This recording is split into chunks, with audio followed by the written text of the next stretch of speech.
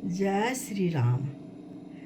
365 दिन का जो मैं रामायण आप लोगों तक पहुंचाने का प्रण ली हूँ, उसका आज 55वां दिन है।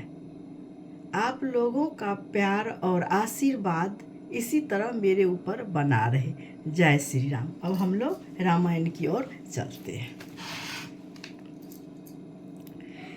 मैं पुनि निज गुर सन सुनी, कथा सो सुकर खेत।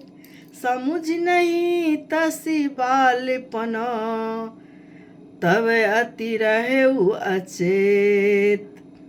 श्रोता वक्ता ज्ञान निधि, कथा राम के गूढ़। किमि समझो मैं जीव जरा, कलिमल ग्रसित विमूढ़। सियावर रामचंद्र शंकर शरण, मंगल भवन अमंगल हारी। द्रवहु सुदशरथ अजिर बिहारी। श्री राम जय राम जय जय राम, जय जय विघ्न हरन हनुमान। फिर वही कथा मैंने 12 क्षेत्र में अपने गुरुजी से सुनी, परंतु उस समय मैं लड़कपन के कारण बहुत बेसमझ था, इससे उसको उस प्रकार अच्छी तरह समझा नहीं। श्री राम जी की गूढ़ कथा के वक्ता कहने वाले और श्रोता सुनने वाले दोनों ज्ञान के खजाने पूरे ज्ञानी होते हैं। मैं कलयुग के पापों से ग्रसा हुआ महामूढ़ जड़ जीव भला उसको कैसे समझ सकता था। तदपि गुर बड़ा ही बारा, समुझि पड़ी कछु मति अनुसारा। भाषा बध कर भी मैं सोई, मोरे मन प्रमोद जेहि होई।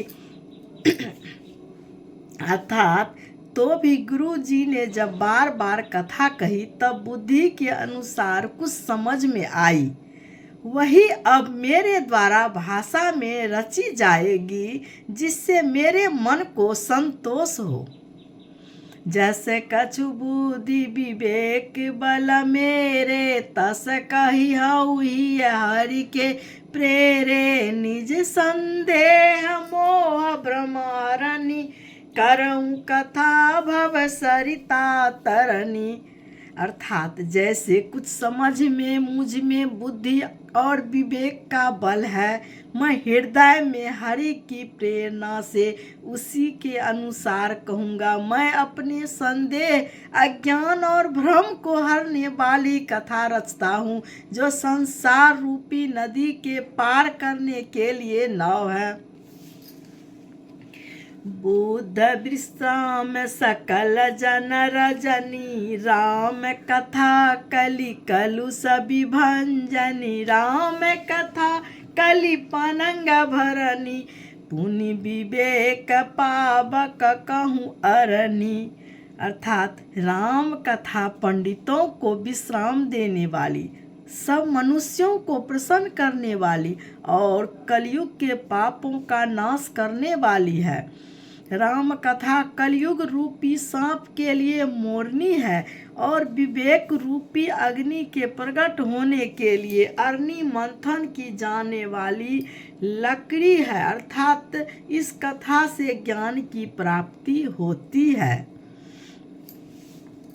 जय श्री राम।